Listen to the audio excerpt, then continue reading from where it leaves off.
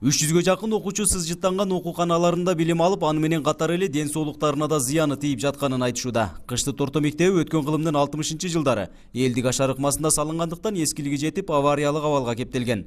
Бирок жарым кылымдан ашса да капиталдык ремонттон да өтпөй, окуучуларга түйшүк жаратууда. Биз мектепте отургандай классыбыз кичине суук болот, мындай полдун астынан жаман жыттар чыгып, андай муздак болот да. Мектептин пайдабалы төмөн салынган. Себеби мурда эски витот менен салышкан, пайдабалы төмөн бол жерге жакын, балдар көбүнчө тез кирип болушат. А отургандар белим ооруду дейт, парталар суук баласына көпчүк жасап келебиз биз мектепте. Көпчүктөр кээде жок болгондо окуучулар бири-биринен көпчүк талашып, эжеке менен көпчүгүмө алып алыптыр деп, балдар бири-бири менен класста тополоң болуп кетишет. Ай бери аныкын бери, ар бирин жасап кел дейбиз. Мугалимдер дайыма колтугубузга көпчүктү көтөрүп алабыз. Азыркы учурда мектеп имаратынын дубалдарынан да жарака кетип, мугалимдер сыртынан эле актап-сырдап коюшат. Муну менен жыл өткөн сайын кулап калуу коркунучу күчөйүүдө. Ата-энелер да мектептин абалына байланыштуу балдарын окууга жөнөтүүдөн кооптонуп калышкан. Азыр карап турсаң, уже үстүдө жарылып атат. Отуруп, анан буларга айтабыз, мектеп жапкыла. Жоксо биздин балдарга жооп бергиле десек, бул программада экен, окуп турсундар. Ол бул дегенден, айласыдан окуп атат энди балдар. Эми билбейм, уягын Кудай сактасын.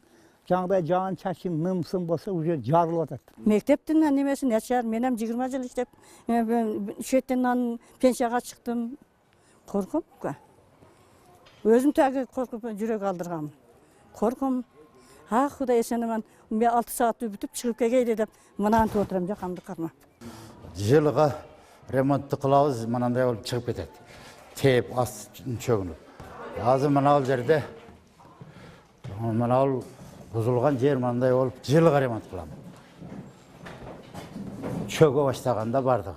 Бул маселе боюнча мектеп директору да 20 жылдан бери бир канча мекеменин эшигин каккылап жүргөнүн айтат. Жаңы мектеп имараты үчүн тиешелүү иш кагаздарын жасатып, бирок куруу убадалар менен убакыт өтүүдө.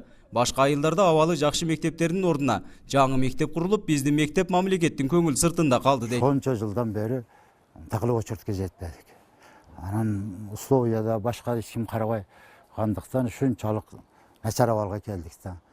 Башка айылдарда мисалга капремонт болгон, менин мектебимде капремонт да болгон жок. Элдин күчү менен салдырганбыз. Бардыгын эл өзү кылып, мамлекет көңүл бурбөгөн жерде калдык да бул жерде. Баткен районунун аймагында Кыргызстан эгемендүүлүк алгандан бери 2014-жылга чейин бир да мектептин курулушу жүргөн эмес. 25 жыл аралыгында гана район боюнча 11 мектептин курулушу башталып, өткөн жылы 5 мектеп пайдаланууга берилген. Ал эми кыштык орто мектебине качан көңүл бурулат? Райондук билим берүү бөлүмү жооп бере албагандыктан бул суроо ачык бойдон калды. Нургазы Жайнаков, 7 канал, Баткен өкүлчүлүгү.